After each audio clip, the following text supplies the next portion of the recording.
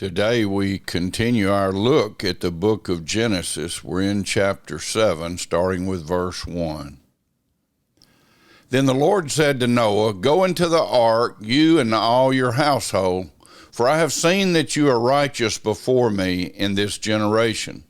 Take with you 7 pairs of all clean animals, the male and his mate, and a pair of the animals that are not clean, the male and his mate, and 7 pairs of the birds of the heavens also, male and female, to keep their offspring alive on the face of the earth.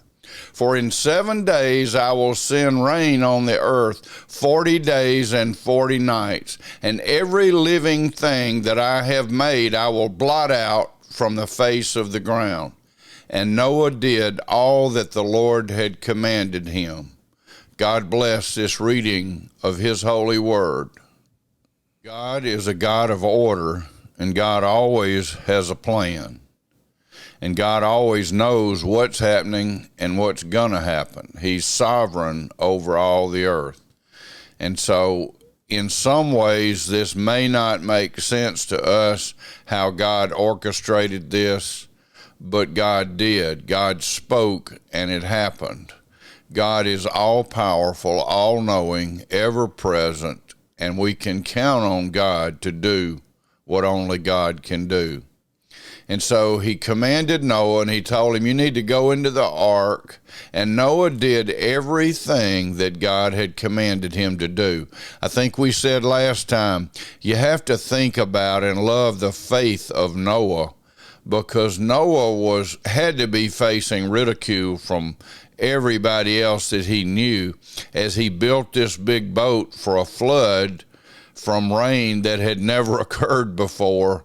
And even Noah, when God said, okay, I'm about to make it rain, Noah didn't even know what rain was, but he knew God said it and that there would be a flood, and he needed to get inside the boat. So he did everything that God had commanded him to do. Noah leaves us a great example of what it means to trust and obey, to know that God is God, and that whatever he tells us, we can and should trust it, and we could and should obey it. He says, if you love me, you will keep my commandments. Jesus said that. And he said, I have come to do the Father's will, not my own.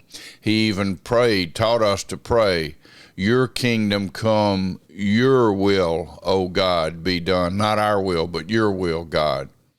So Noah gives us a good example. Jesus gives us the perfect example that we should trust in the Lord with all our heart.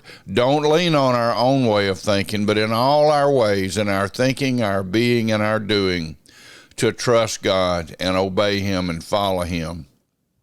Noah did all that God commanded him. May you and I seek with all of our hearts to do all that God has commanded us. And he said he boiled those commands down to these 2. Love the Lord your God with all of your heart, soul, mind, and love your neighbor as yourself. Amen. God bless you. Have a great, great day in the Lord.